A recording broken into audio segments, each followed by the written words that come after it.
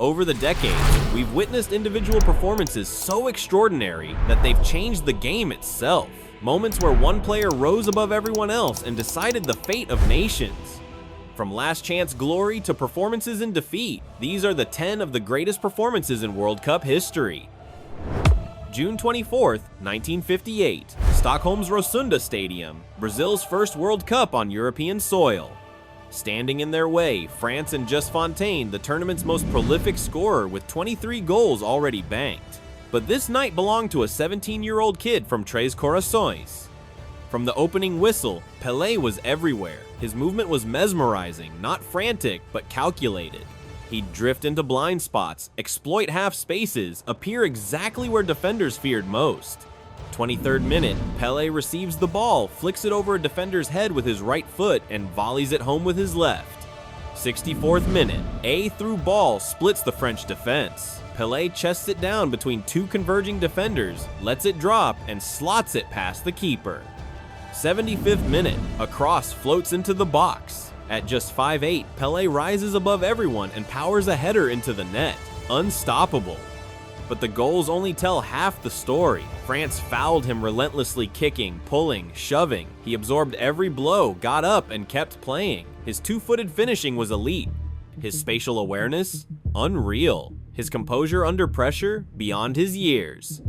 Brazil won 5-2. Pele scored a hat trick in a World Cup semi-final at 17 years old, a record that still stands.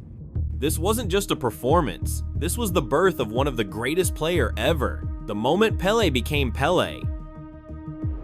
June 13th, 1962, Santiago. Brazil's nightmare, Pele was injured and out. Their biggest star was gone in a hostile Chilean stadium with 76,000 screaming fans.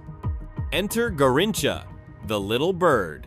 From kickoff, he tormented Chile's left side relentlessly. Rojas, their left back, had no answers. Garrincha would drift wide, receive the ball, and attack same move, same side, unstoppable. 9th minute, he dribbles past two defenders, cuts inside on his left foot, and curls it into the top corner. 32nd minute, another mazy run down the right. This time he heads his own cross past the keeper. Chile couldn't live with him. They fouled him desperately 6 times in the first half alone. His movement was pure chaos. Unpredictable feints, sudden accelerations, impossible angles. Brazil won 4-2. Garrincha dragged them to the final without Pele. This wasn't just great wing play, this was the greatest right-wing performance in World Cup history. One man versus a nation, and the man won. July 23rd, 1966, Goodison Park, Liverpool. Portugal are 3-0 down after 25 minutes. North Korea, the team that humiliated Italy, are minutes away from another miracle. Then Eusebio said, "Not today." 27th minute, he latches onto a through ball and smashes it home. 3-1. 43rd minute, penalty. The pressure is suffocating. Eusebio steps up and buries it. 3-2. 56th minute, another penalty. Ice in his veins. 3-3. 59th minute, a blistering run from midfield. He's too strong, too fast. Defenders bounce off him. He strikes 4-3. The comeback is complete, but he wasn't done. 77th minute, Jose Augusto finishes, but it's Eusebio's relentless attacking that carved it open. Final score, 5-3. 4 goals, 2 penalties under unbearable pressure. Eusebio didn't just score, he imposed himself physically. His speed devastated tired defenders. His strength won every duel. His determination was unbreakable. This is the greatest comeback performance in World Cup history. A one-man rescue mission that saved Portugal from disaster and defined their football legacy forever. Eusebio didn't just win a game, he created a legend. July 23rd, 1966, Roker Park, Sunderland, an era where goalkeepers were targets minimal protection, maximum physicality. Yugoslavia bombarded Russia relentlessly with wave after wave of attacks. Standing between them and victory, the Black Spider. Lev Yashin delivered a masterclass, point-blank saves from Djadjic, commanding crosses under pressure, punching away corners with authority. But it wasn't just shot stopping, it was everything else. Yashin played like a sweeper in goal. He charged 20 yards off his line to intercept through balls. His positioning was revolutionary, always reading the game 2 steps ahead. And his voice? You could hear him across the pitch, organizing, commanding, lifting his teammates. When Russia won the ball, Yashin's distribution sparked counters instantly. Precision throws, calculated clearances. He didn't just defend, he attacked. Final score, 2-1 to Russia. This performance is why Yashin is the only goalkeeper on this list. He didn't just stop shots, he revolutionized the position. The sweeper-keeper concept, the vocal leadership, the confidence that radiated through his entire team. Every modern goalkeeper owes something to what Yashin did that day. He set the benchmark. He changed football forever. June 22nd, 1986. Azteca Stadium, Mexico City. Argentina faces England. The tension is suffocating. England's game plan is simple. Stop Maradona. Multiple markers, physical intimidation, ruthless fouling. Maradona had other ideas. 51st minute, a looping ball into the box. Maradona and goalkeeper Peter Shilton both jump. Maradona's fist disguised, deliberate punches it into the net. The hand of God. Audacious. Controversial. Genius or cheating? Both. The psychological blow is immediate. England is rattled. Then, 4 minutes later, history. 55th minute, Maradona receives the ball in his own half. He accelerates, beats Beardsley, swerves past Reed and Butcher, skips around Fenwick, dummies Shilton, slots it home. 60 meters, 11 touches. 5 England players were destroyed, the goal of the century. But it wasn't just 2 goals. Every Argentine attack flowed through Maradona. England couldn't foul him effectively. He was too quick, too elusive. He dictated tempo, spacing, and direction. He was conductor, creator, and executioner. Final score, 2-1, both goals his. This is the clearest example of one player deciding a World Cup match alone. 2 of football's most iconic goals in one game. Political weight, cultural significance, sporting brilliance. Maradona didn't just beat England, he transcended football itself. This performance became legend, mythology, and religion. Pure Maradona. July 5th, 1982, Barcelona. Italy were under siege, criticized, doubted, desperate. Paulo Rossi hadn't scored in months, just returned from a match-fixing suspension, and the Italian media had written him off. Brazil, on the other hand, they were playing the most beautiful football the world had ever seen. Zico, Socrates, Falcao. They only needed a draw. Then Rossi woke up. 5th minute. Intelligent movement, perfect anticipation. 1-0. 12th minute, Brazil equalize. 25th minute, Rossi pounces on a defensive mistake. 2-1. 68th minute, Brazil equalize again. 74th minute, pure striker instinct. Rossi reacts faster than anyone. 3-2. Brazil dominated possession, creativity, and chances. Rossi dominated the scoreboard. 3 goals. 3 moments of ruthless clinical perfection. Under maximum pressure, against legends, he eliminated the greatest team at that time.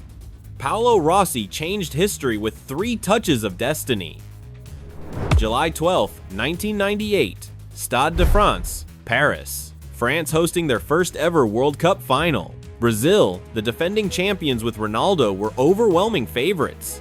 Then Zinedine Zidane delivered perfection. 27th minute, a corner swings in. Zidane rises unmarked and powers a header past Taffarel. 1-0. Stunning because Zidane wasn't known for aerial dominance. 45th minute, another corner. Same story, Zidane attacks the ball with authority and buries it. 2-0. But the goals only scratched the surface. Zidane controlled everything. His touch was velvet, his positioning flawless. He dictated tempo, pulled strings, and neutralized Brazil's creativity entirely. Rivaldo and Ronaldo were ghosts, suffocated by Zidane's elegance and intelligence. He rarely lost possession. Every pass had purpose. Every movement created space. He operated with complete authority, conducting France's symphony. Final score, 3-0, France's first World Cup. This wasn't just a final, it was a coronation. A midfielder dominating football's biggest stage, almost single-handedly. Zidane didn't just win for France, he defined their football identity forever. This was Zidane at absolute peak. Untouchable, unstoppable, legendary. June 30th, 2002, Yokohama, Japan. 4 years earlier, Ronaldo collapsed before the 1998 final, a mystery, a trauma, a nightmare. Then came the knee injuries, 2 brutal ruptures that should have ended his career. But Ronaldo wasn't finished. Germany stood in his way, unbeaten all tournament. Oliver Kahn, the brick wall, conceding almost nothing. 67th minute, Rivaldo shoots. Kahn spills it. Ronaldo reacts instantly, pure instinct, and taps home. 1-0. 79th minute, Brazil weave through Germany's midfield. The ball finds Ronaldo inside the box. 1 touch to control, 2nd touch to finish, calm, 2-0. This was striker perfection. Ronaldo's movement off defenders was supernatural, always half a step ahead. 2 chances, 2 goals, 0 waste. Final score, 2-0. Brazil's 5th World Cup, Ronaldo's redemption complete. December 18th, 2022, Lusail Stadium, Qatar. Lionel Messi's last World Cup, the only trophy missing from his collection. The weight of Argentina, of history, of legacy, all on his shoulders. France, the defending champions, stood in his way. 23rd minute, penalty. The pressure is suffocating. Messi steps up and buries it. 1-0, ice cold. 36th minute, Messi threads a perfect pass to Alvarez, who draws the foul leading to Di Maria's goal. 2-0. He's orchestrating everything. France fight back. 2-2, extra time. 108th minute, a scramble in the box. Messi is their striker's instinct and taps it home. 3-2. He refuses to lose. France equalize again. 3-3. Penalties. Messi converts his penalty, leads by example. Argentina win 4-2. But the scoreline doesn't capture it. For 120 minutes, Messi controlled the final. Every dangerous Argentina attack flowed through him. He created chances for Alvarez, linked up with Di Maria, dropped deep to dictate tempo, then sprinted forward when needed. His leadership was immense, constant communication, rallying teammates after every France goal. He never hid, never stopped demanding the ball. 2 goals and a penalty in the shootout, complete dominance. This wasn't just a great performance, this closed the greatest career in football history. This is one of the most dramatic individual performances ever witnessed on football's biggest stage. A performance that didn't win the trophy, but proved that one man can almost rewrite destiny in real time. For 80 minutes, Kylian Mbappe was invisible. France were being dominated 2-0. Argentina controlled everything. France looked finished 1 moment away from elimination. Then Mbappe exploded. 80th minute, penalty. The pressure is immense. Mbappe steps up with 0 hesitation and smashes it home. 2-1.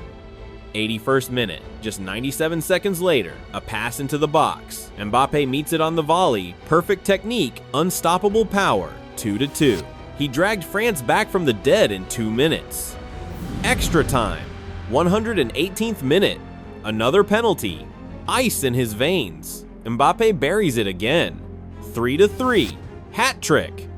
Mbappe took responsibility repeatedly when his team had nothing left. He played like the game belonged to him, like losing wasn't an option. France lost on penalties, but this performance transcends the result. The first hat trick in a World Cup final since Jeff Hurst in 1966.